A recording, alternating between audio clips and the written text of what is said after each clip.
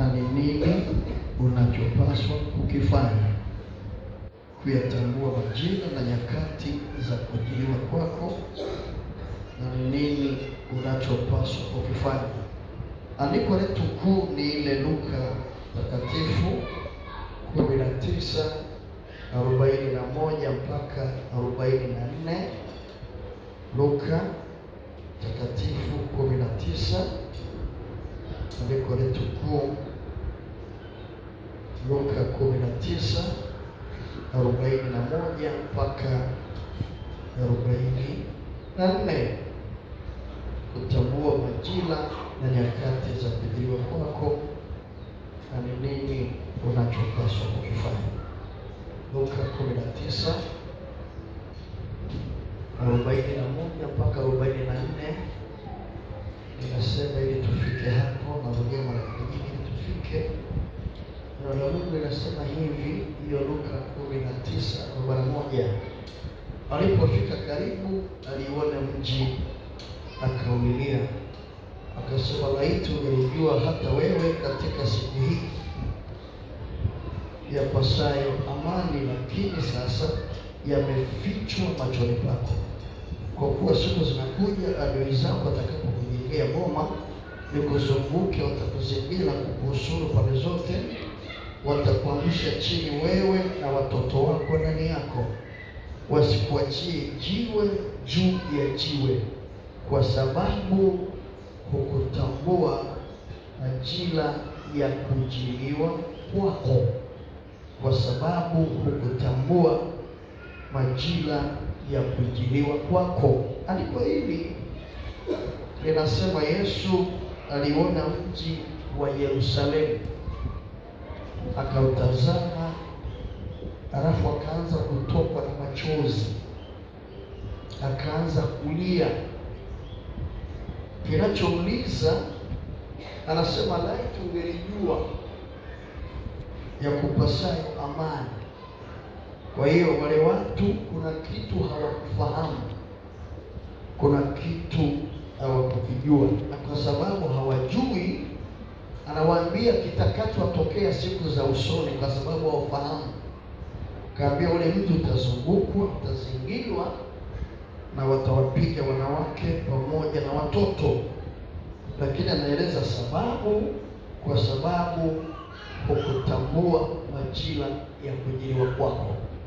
Tafsiri yake inamaanisha alikuja, lakini hawakufahamu kama amekuja, na kwa sababu kaja, wasijue kaja, watakutana na tatizo, watakutana na shida, watakutana na uvamizi. Nilisema jana, Mungu anaweza akaja na tusijue kama amekuja. Ndicho hiki anachokidai hapa. Anaweza kaja na watu wasijue Mungu amekuja. Ile Yohana tulisoma tena, Yohana 1:11. Mungu anaweza kaja lakini watu wasijue amekuja.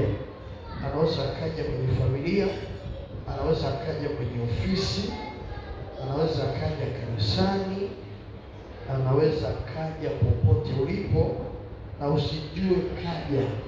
Amekuja, amefanya kazi na akaondoka. Yohana 1:11 anasema hivi,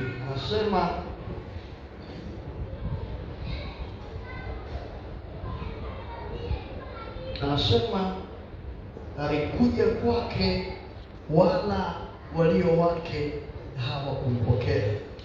Alikuja kwake, wala walio wake hawakumpokea. Kwa nini aende kwake na walio wake wasimpokee? Jibu ni moja, alikuja, hawakujua amekuja. Kwa hiyo kama Mungu ana majira ya kuitembelea familia yako na usiyajue hayo majira, kuna vitu utapoteza.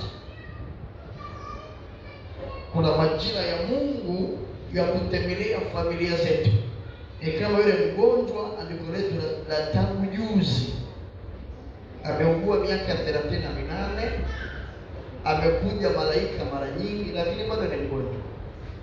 Kwa hiyo hivi tulivyo haimaanishi Mungu hajawahi kuja, hajawahi kutokea, hajawahi kufanya, au majira yako hajawahi kufikaga. Ni kitu kinachowezekana kabisa Mungu akaja na tusijue kama amekuja. Sasa jana kuna andiko nilisoma hapa, nataka tuanze hilo ndo nianze kutiririka hapo. Jana kuna andiko tulilitazama, nataka tuione tena. Mambo ya Nyakati wa kwanza 12:32 ndio fika sasa hivi, na kisema ambacho nikisema jana, kuyatambua majira na nyakati za kujiliwa kwako, na ni nini unachopaswa kukifanya. Kuyatambua majira na nyakati za kujiliwa kwako, na ni kitu gani unachopaswa kukifanya. Mambo ya Nyakati wa kwanza 11:12. Mambo ya Nyakati wa kwanza 12 mstari wa 32. Nyakati wa kwanza 12 mstari wa 32. Ni andiko moja linafanya unawaza, linawazisha. Nyakati wa kwanza 12 mstari wa 32. Wanasema hivi: na wana wa Isakari, watu wenye akili za kujua nyakati na kuyajua ya wapasayo Israeli wayatende. Wana wa Isakari, watu wenye kujua, watu wenye akili za kujua nyakati na kuyajua ya wapasayo Israeli kuyafanya. Daudi wakati anatengeneza viongozi wake katika nchi yake, alitafuta kabila moja la wana wa Isakari. Ili kabila la wana wa Isakari walikuwa na akili za kujua nyakati, walikuwa na akili za kujua majira. Lakini sio tu wanajua nyakati na majira, lakini wanajua ni wakati upi wafanye kitu fulani, ni wakati gani wafanye kitu fulani. Wana wa Isakari wenye akili za kujua nyakati. Maana yake kama hautajua nyakati fulani, hizo nyakati zinaweza zikakupita.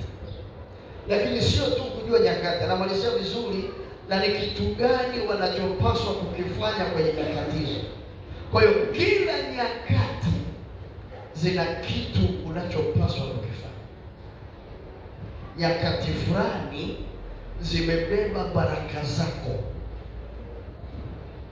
zimebeba miujiza yako, zimebeba kufunguliwa kwako. Lakini kama hautajua nyakati hizo, zitapita. Sasa hawa ni Waisraeli, ni Waisraeli wana Mungu, lakini ikatengenezwa timu ya kiroho inayotakiwa kufahamu nyakati, akili za kujua nyakati. Kwa kama kuna kitu ambacho tunatakiwa, nilikisema jana, moja ya maombi yako, mwambie Mungu akufanye kuwa mwana wa Isakari. Maana yake akupe akili za kujua majira. Hii ni roho. Akupe roho ya kutambua majira, akupe akili ya kujua wakati, kwa sababu wakati unaweza ukaja. Kama hawa walitengenezwa kabisa, kazi yao ni kutembea na majira.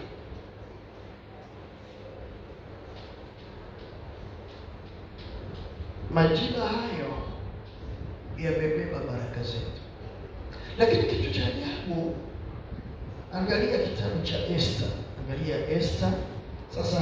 tunasoma ni Waisraeli, ni mbele tu, mbele yako hapo. Angalia kitabu cha Esta.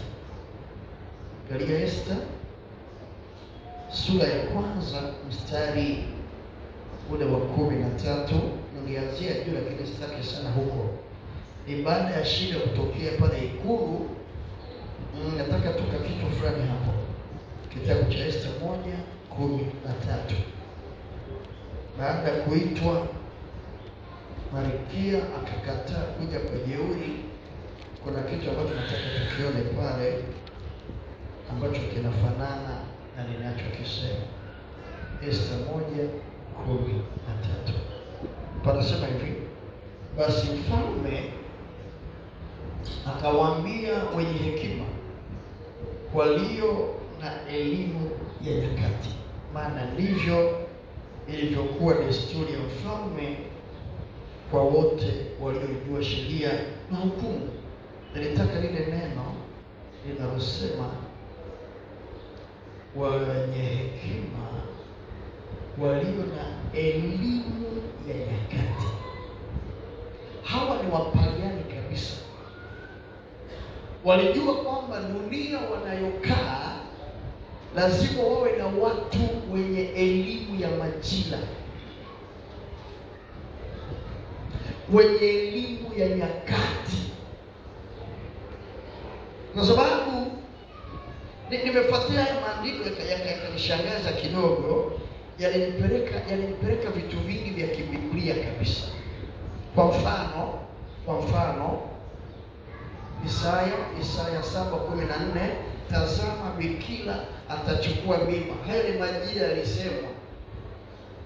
Yesu asifiwe. Tazama bikira atachukua mimba. Hayo ni majira. Maana kwa ajili yetu mtoto amezaliwa. Hayo ni nini? Ni majira. Kuna watu walitakiwa kujua Yesu atazaliwa lini. Wafuatilie majira hayo, lini atazaliwa. Na alipozaliwa mamajusi walijua, kwa sababu mamajusi walikuwa ndio hawa wa kitabu cha Esta. Walikuwa ni watu wenye elimu ya nyakati. Walipoona ile nyota, kasema hii nyota hii inasema kuna mfalme kazaliwa. Wana elimu ya nyakati. Hata Yesu kuzaliwa ni majira, ni nyakati zilisemwa, zikatabiriwa, zikaandikwa kwenye vitabu, halafu wakati ukafika hapo ni majira pia. Yesu asifiwe. Angalia Galatia 4 na mstari wake ni wa 4. Galatia 4:4. Mbele ya Wakorintho hapo kuyatambua majira. Galatia 4, sikia kitu hiki cha ajabu kilichoko hapa. Galatia 4:4. Anasema hivi, wa Galatia 4 na mstari wake ni wa 4. Kutoka Wakorintho wa pili unakwenda Galatia. Anasema hivi: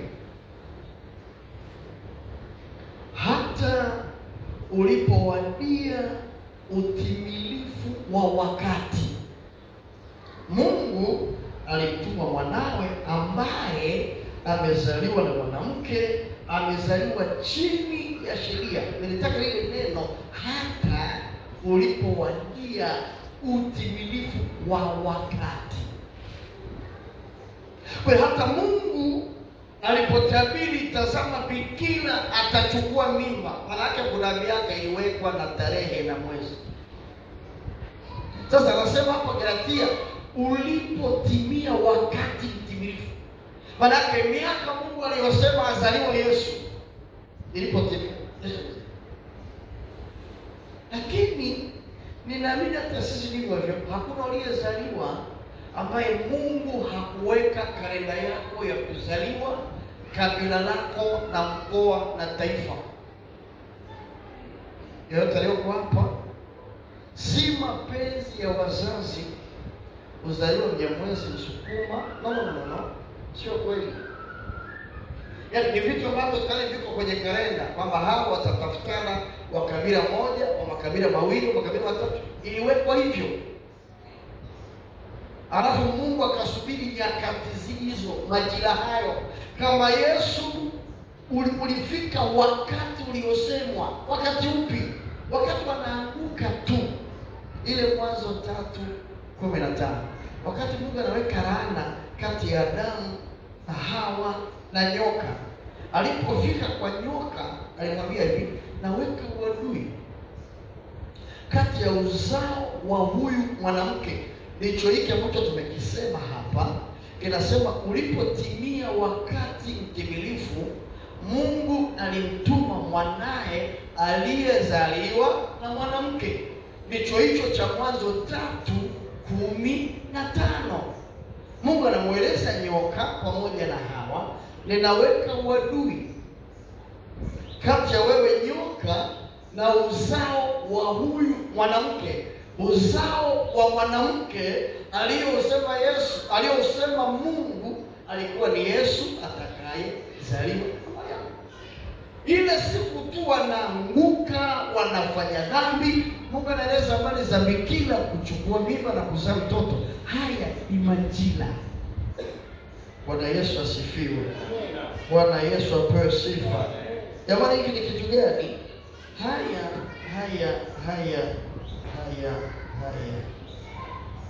ni majira. Maana sisi tunatakiwa tuwe tunafahamu vitu. Angalia Mathayo 24. Angalia Mathayo 24. Mathayo 24 mstari wa kwanza mpaka wa 3 hapo. Mathayo 24. Sikia maswali ya wanafunzi kwa Yesu. Mathayo 24:1-3 hapa. Mathayo 24:1-3. Alafu tutaenda Matendo ya Mitume 1:6-7. Matendo ya Mitume 1:6-7. Tuanze Mathayo alafu tuende ile Matendo ya Mitume. Mathayo 1:24 nasema hivi, Yesu akaenda zake akatoka hekaluni. Wanafunzi wake walimwendea wakamwonyesha majengo ya hekalu, naye akajibu akamwambia, Myahudi haya yote? Amini nawaambieni, halitasalia hapa jiwe juu ya jiwe ambalo halitabomoshwa. Sikia mstari wa 3. Hata alipokuwa ameketi katika mlima wa Mizeituni, wanafunzi wake wakamwendea kwa faragha wakisema, tuambie, mambo haya yatakuwa lini? Nayo ni nini dalili ya kuja kwako na ya mwisho wa dunia? Hawa watu wanauliza swali la muhimu la majina la nyakati. Yesu, tuulize, tuambie haya mambo yatakuwa lini? Alafu cha pili, tunataka dalili zake. Dalili zipi tukiziona tutafahamu? Alafu ni dalili zipi za mwisho wa dunia? Na ukisoma sura nzima, Yesu akaanza kueleza dalili za kuja kwake. Kwenye siku itakuwa lini, ndio akasema msiulize zaidi, haya mengine anajuaga Mungu, atuseme kila kitu. Lakini pointi yangu ni swali lao na kutaka kujua mambo haya yatakuwa lini. Hiyo ndio pointi yangu. Tunatakiwa ni watu tunatakiwa kufahamu mambo, kwa sababu miaka inaenda, nyakati zinakimbia. Kuna vitu utafanya, nilisema majuzi, baada ya miaka 7 kuna vitu utafanya, baada ya miaka 10 kuna vitu utafanya, baada ya miaka 20 kuna vitu utafanya. Kufanya sasa hivi ndio majira yako. Kuna andiko hapa tulisoma, ile Matendo ya Mitume 13:36, 36 kwamba Daudi akalitumikia shauri la Mungu katika kizazi chake. Neno kizazi ni majira, ni nyakati, ni muda.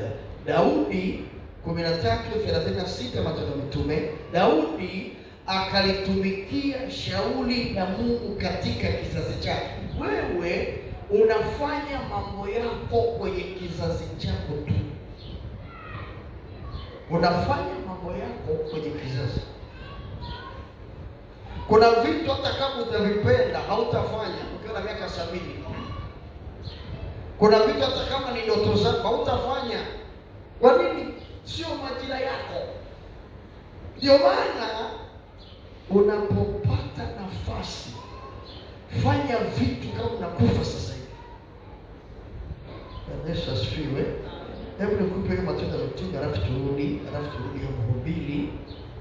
Kuna Mhubiri anasema kitu gani? Hiyo Matendo ya Mitume 1:6-7. Wanamuuliza maswali ambayo hakuyajibu, lakini pointi yangu ni aina ya maswali wanamuuliza Yesu. Ndicho kitu ambacho mimi nilikipenda. Matendo ya Mitume 1:6-7. Matendo ya Mitume 1:6-7. Hata walipokutanika wakamuuliza wakisema, je, Bwana, wakati huu ndipo utakapo warudishia Israeli ufalme? Akamwambia, si kazi yenu kujua nyakati wala majira Baba aliyoyaweka katika mamlaka yake mwenyewe. Hapa pia hawakupata jibu, kwa sababu walichotaka ni masuala ya ufalme kurudi kwa Waisraeli. Wao ni wahubiri, sio wanasiasa. Wanauliza vitu gani ambavyo vya kisiasa. Lakini pointi yangu ni swali walilomuuliza, mzee, hebu tuambie, sasa hivi unaturudishia ufalme? Hawakujibiwa walivyotaka. Mimi nachotaka ni swali, sasa hivi nchi hii inaenda kuwa na ufalme? Maana maswali haya ni maswali muhimu kwenda kumuuliza Mungu. Jamani, Mungu anasema, Mungu anaongea, Mungu anazungumza. Na maswala ya Mungu kusema, hata wapagani anasema nao. Hata wapagani usiwaze kwamba huna haki ya Mungu kusema na wewe. Sio kweli. Havina uhusiano. Watu kama kina Farao walikuwa wanaota na ndoto alizowapa ni Mungu, walikuwa wameokoka. Watu kama kina Nebukadneza wanaota na ndoto kazileta nani? Hawana Mungu, lakini nafasi zao za uongozi zililazimisha Mungu akawapa ndoto na chakula. Kwa Mungu anasubiri, nilisema jana, anataka umuulize ili akwambie. Walikuwepo jana, nilisema hivi, Mungu hawezi kufanya kitu chochote duniani kama hajakwambia. Kabla hajafanya, ataleta ndoto, ataleta maono, ataleta sauti, ataleta wazo. Andika tu, chukua daftari lako, andika mawazo. Wewe andika tu mawazo yako. Andika mawazo. Ndio kuna sheria ukiandika mawazo yako. Andika mipango, hakunaga madhara ya kuandika mipango. Itimie isitimie, wewe andika. Kuna vingine ukiviandika atavifanya mtoto wako na mjukuu, lakini uliandika wewe. Yesu asifiwe. Kuna vitu ukiandika wewe atatimiza mtoto. Daudi alitaka kujenga hekalu na akaandaa madini na fedha kwa sababu ya hekalu. Alafu Mungu akasema, hapana, utajenga wewe, atajenga mtoto wako. Lakini wazo la hekalu lilitoka kwa Baba. Wewe andika ndoto zako, hata kama utazifanya. Siandike tu. picha za kizungu na za watu weupe, mara nyingi sana wana diary, si sawa? Wana diary zao. Kokote anapopita mzungu anaandika, amepita hapa, kapita Tabora, kapita Bagamoyo, kapita hapa, kapita hapa, kapita hapa, na akifa watoto na wachukuu wanafuata zile diary za wazazi wao. Baba yangu aliendaga hapa, baba yangu aliendaga hapa, mama yangu alienda hapa, mama yangu alienda hapa, waliishiaga hapa, acha na mimi nianze hapa ili niende hapa. Alafu atakapoishia yeye atamjaga naye tena mtoto wake, atasema babu yangu aliendaga hapa, alafu baba akaenda hapa, inabidi mimi niende hapa. Lakini ulianzisha wewe. Usiruhusu mawazo yako kupotea. Usiruhusu mawazo yako kupotea. Hamishia kwenye madaftari mawazo yako. Andika, hakuna hasara. Andika vitu. Daudi aliwaza kujenga, aliyejenga ni mtoto wake. Okay? Au niseme hivi, Herode alitafuta kumuua Yesu, hakuweza. Lakini Yesu akauawa na Herode mtoto ambaye baba yake alitaka kumuua Yesu. Kwa ambacho Herode mzazi hakufanya kilitimizwa na Herode mtoto. Nikisema akiwa mtoto Yesu alitafutwa na Herode kwa, alafu Herode akafa bila kumuua Yesu, akachukua nafasi Herode mwingine.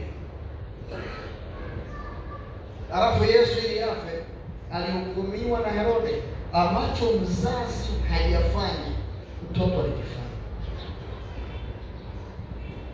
Yesu asifiwe. Ambacho hautakifanya mtoto wako atakifanya. Tuache fikra za kutaka ufanye kila kitu wewe tu, halafu ukifa mtoto wako naye hadi na mawazo yake. Ndio maana tufike. Shida ya watu weusi, mnazaliwa kwenye familia moja, alafu kila mtoto ana akili yake, anataka afanye vitu vyake. Niwape mifano mizuri kama 2-3. Huyo mtu anaitwa Mo. Ile sio mali yake. Hiyo si mali yake jamani. Sio mali yake. Ni ya nani? Ni ya familia. Kwa nini wao? Kwa nini sio sisi?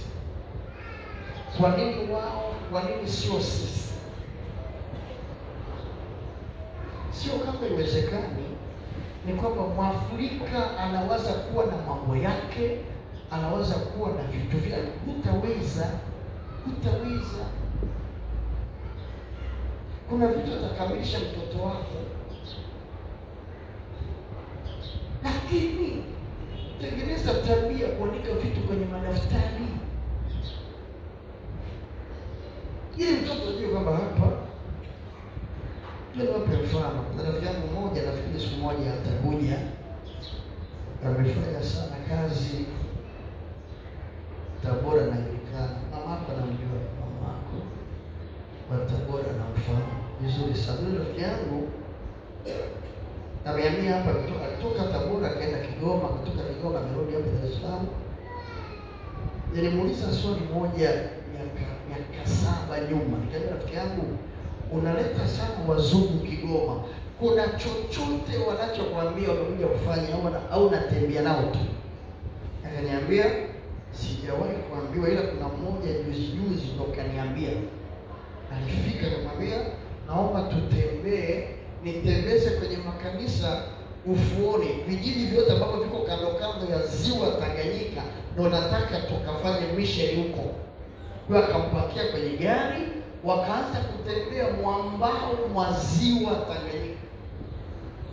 Wanafanya mikutano, wanafanya semina, wanaonesha picha ya Yesu, maisha kaenda. Siku moja yule mzungu akaona kando ya ziwa kuna kanisa Katoliki Akaambia rafiki yangu, tukamuone yule padri. Akaambia, mbona sisi ni wa Pentecost? Akaambia, mimi nataka muone padri Pentecost, achana nao.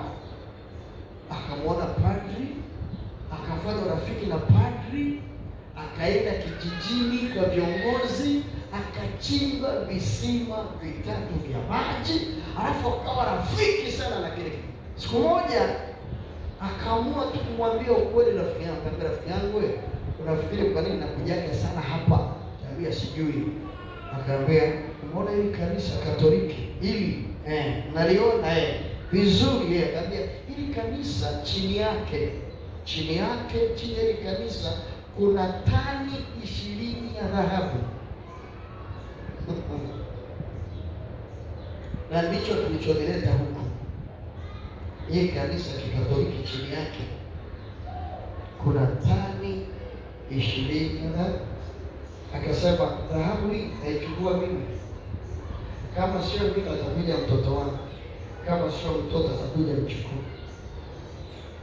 Kwa nini aseme yeye, aseme mtoto, aseme mchukuu?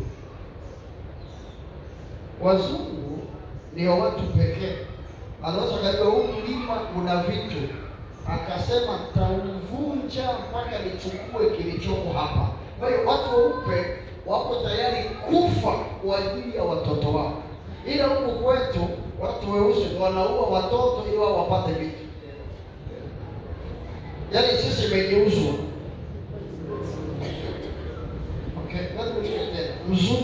Mzungu anakufa kwa ajili ya watoto na wajukuu, lakini watu weusi analoga mtoto na mjukuu ili atoboe.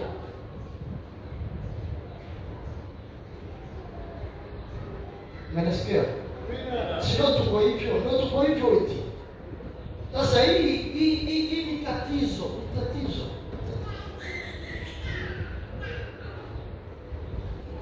Nikamwambia mtu mmoja na kijana wangu mmoja kwenye huduma, tumepishana.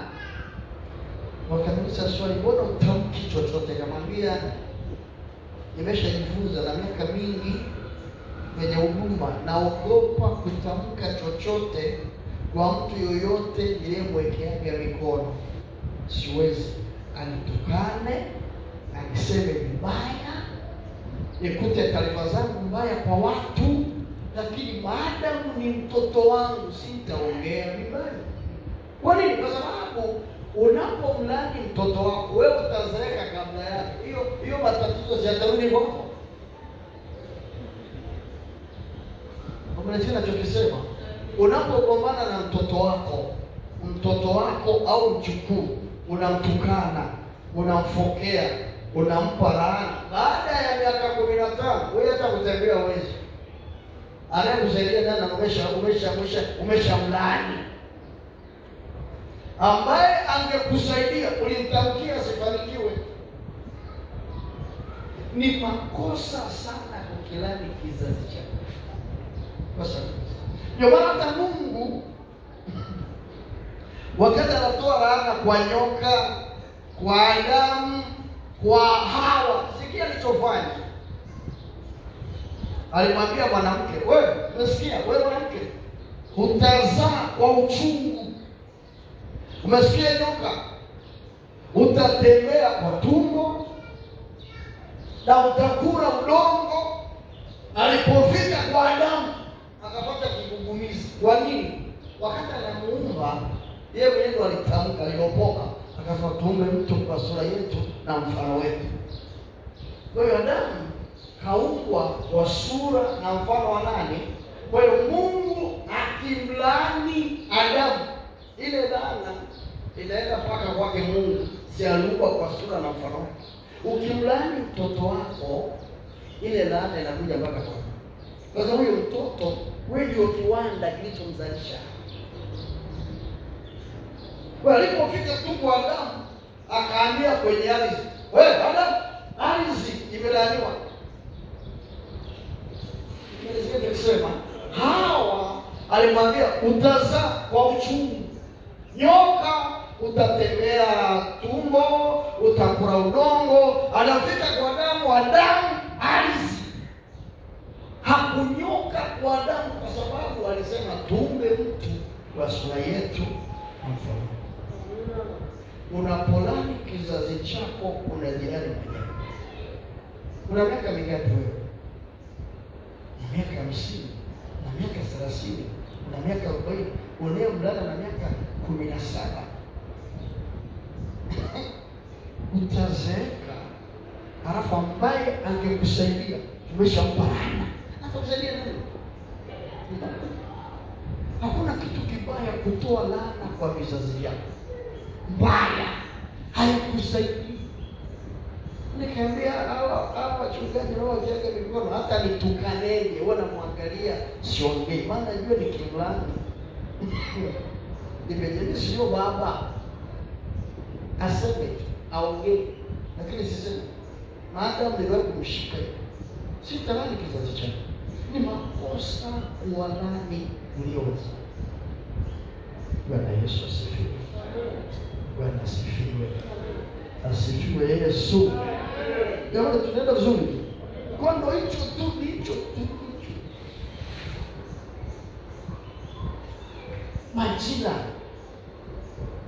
Majira yanasema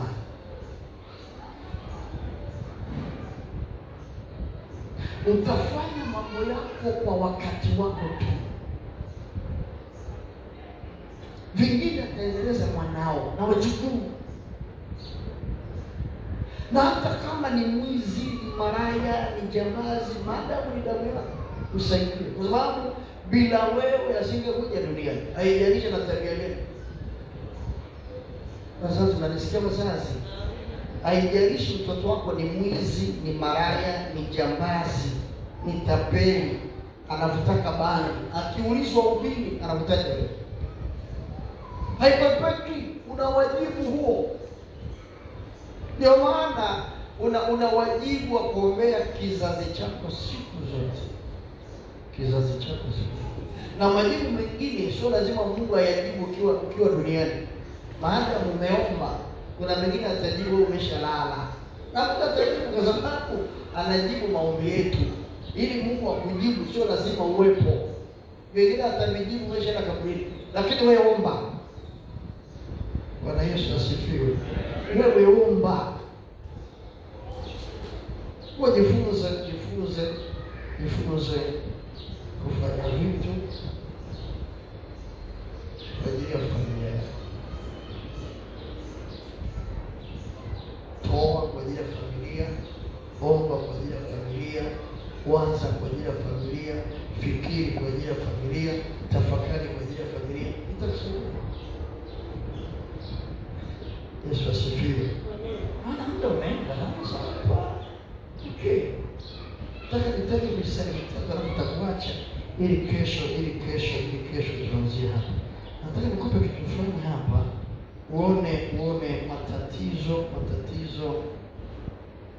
ya kutokufahamu majira, matatizo ya kutokufahamu majira. Madhara yake kama ni majira, utapitiliza wakati wako. Kama hutajua ni wakati wako, unaweza ukapitiliza huo wakati. Siujui. Angalia kitabu cha Kutoka 12. Kutoka 12. Kutoka 12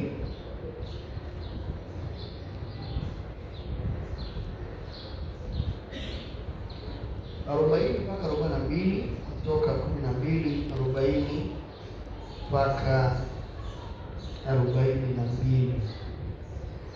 Kutoka 12:40 mpaka 42. Anasema hivi 40 mpaka 42. Anasema basi wana wa Israeli kukaa kwao, maana muda waliokaa katika nchi ya Misri ulikuwa ni miaka 430. Ilikuwa mwisho wa miaka hiyo 430, ilikuwa siku ile ya kwamba majeshi yote ya Bwana yalitoka nchi ya Misri. Mistari hii inaonyesha wana wa Israeli walikaa utumwani Misri miaka mingapi? miaka 430. Lakini Mungu alikuwa amesema watakaa miaka 400. Alikuwa hili linaonyesha wameondoka mwaka wa 430, lakini Mungu alisema watakaa miaka 400. Na wapi alisema? Alisema kitabu cha Mwanzo 15:13 mpaka 15. Mwanzo, watu hawa, Mwanzo 15:13 mpaka 15. Mungu alisema watakaa miaka 400, halafu wakakaa miaka 430. Kwa lugha nyingine, walipoteza miaka 30 ya bila sababu za msingi. Na ile miaka iliyosababisha ni Musa. Angalia hiyo Mwanzo 15:13, anasema hivi, anasema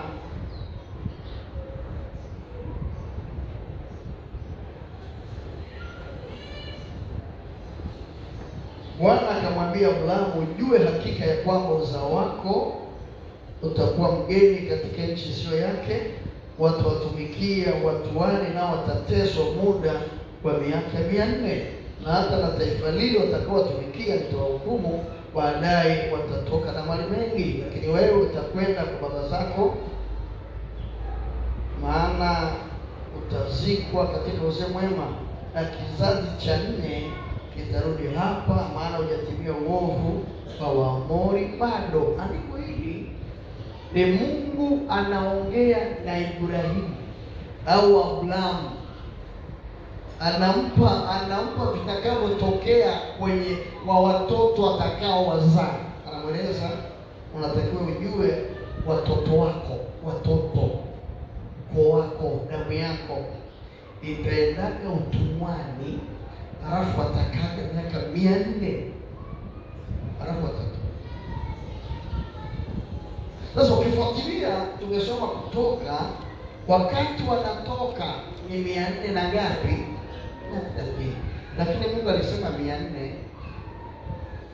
Kwa miaka 30 ilizidi. Kwa hiyo mambo yanaweza yakapitiliza, na ni nguvu tu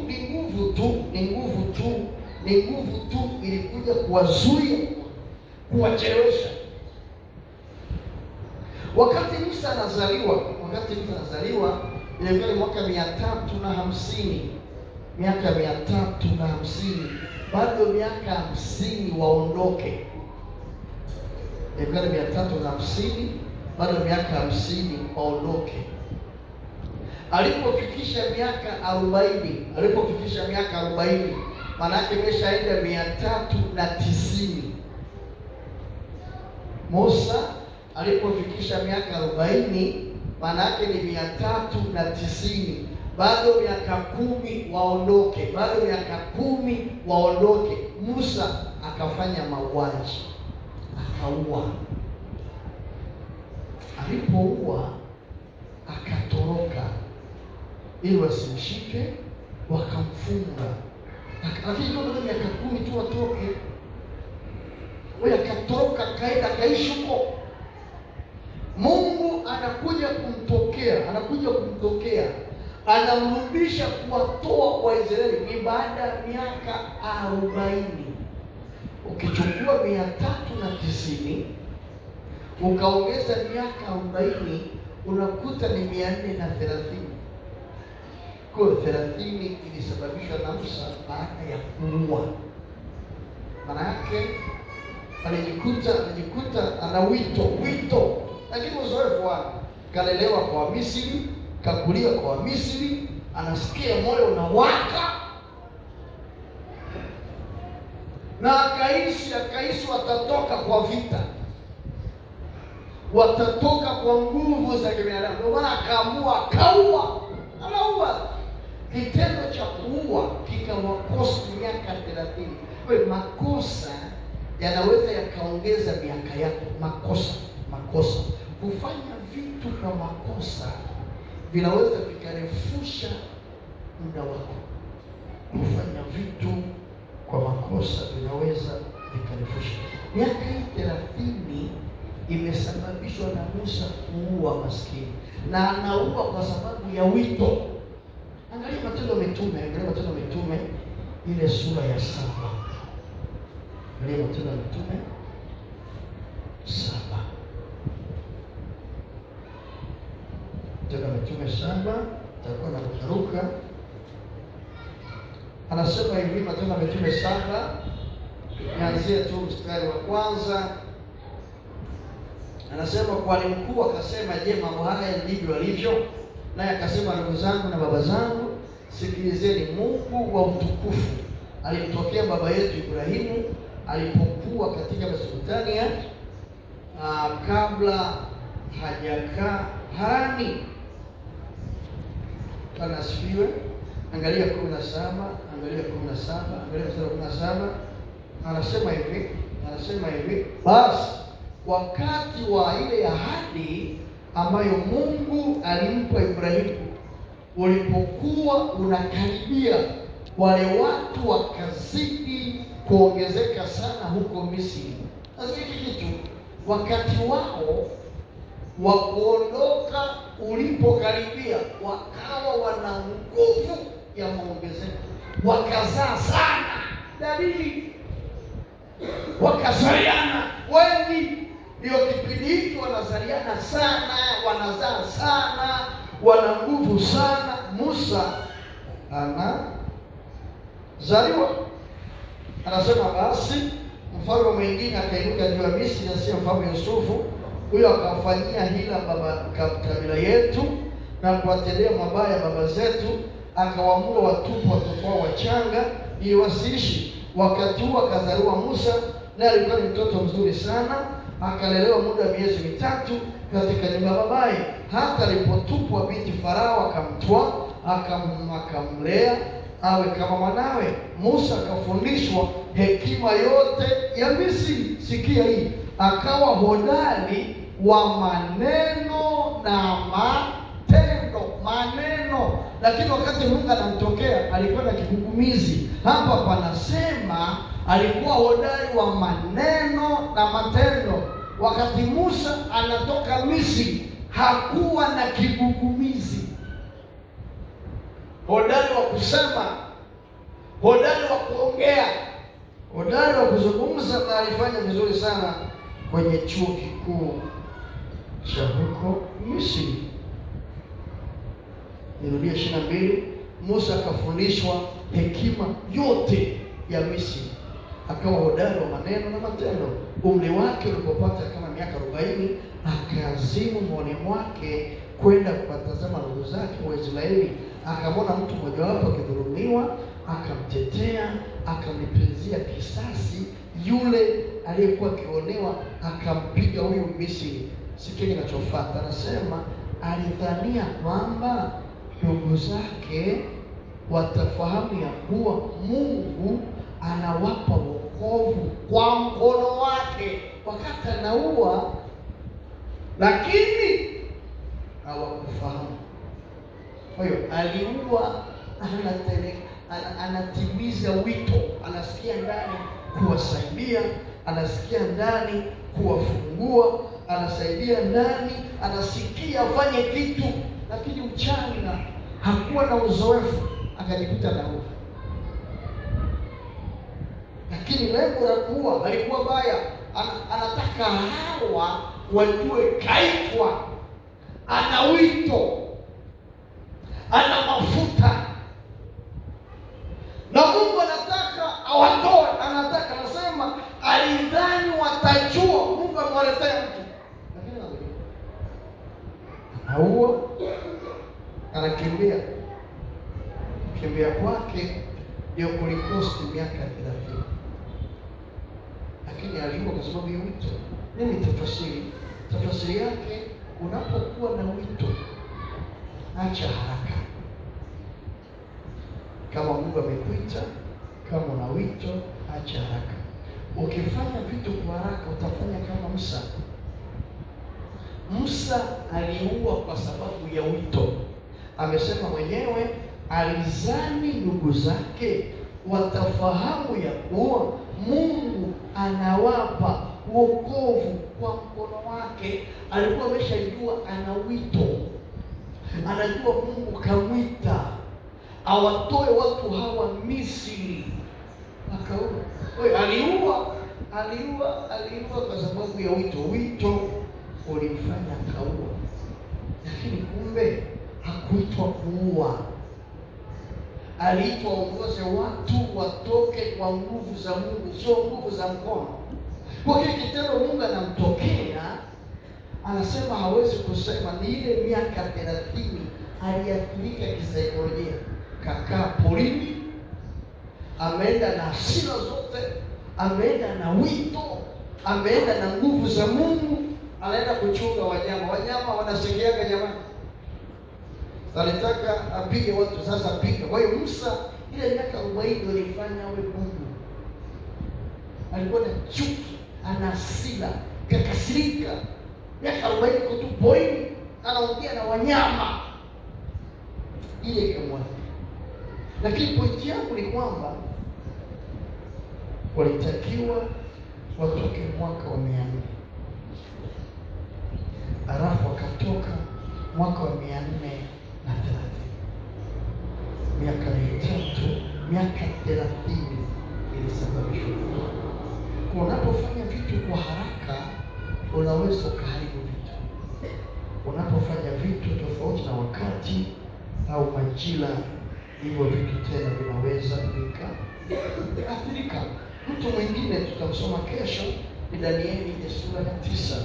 Danieli au nisome alafu sitaeleza chochote ndaomisha. Danieli 9 nisome tu alafu kesho itaanzia hapo. Angalia Danieli 9 mstari wake wa kwanza na wa pili.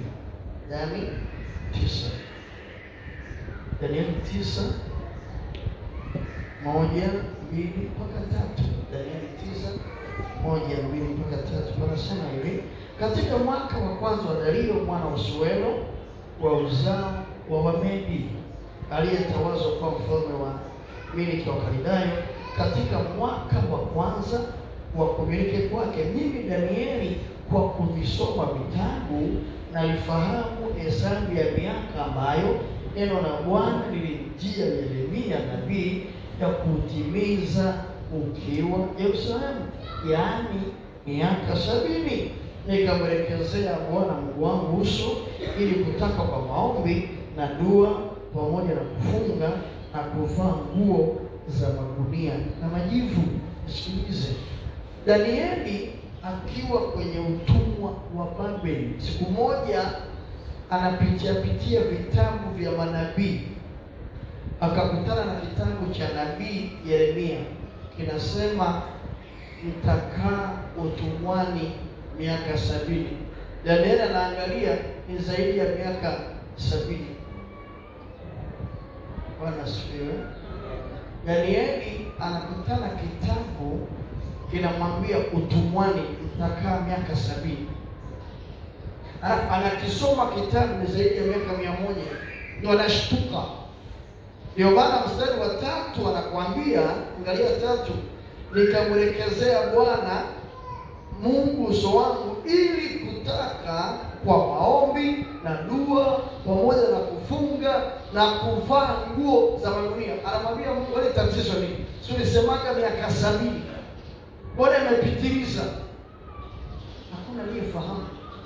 Maanake alichojua Danieli sasa hivi alitakiwa akijue kabla ya miaka 70. Bado anatakiwa mwaka 60 ndio ajue, 65 ndio ajue, 67 ndio ajue, 68 ajue ili aanze kuomba. Sasa anaanza kuomba too late. Tatizo la kutokufahamu majira linasababisha tuishi nje ya majira yetu. Inawezekana sio wakati wa kukaa utumwani kwa sababu hujajua majira utakapokuwa utumwa. Lakini si wakati wako wa kukaa hapo, kwa sababu hujui kwamba miaka 70 ya kukaa utumwani imeisha. Utakaa hata miaka 100, utakaa hata miaka 50.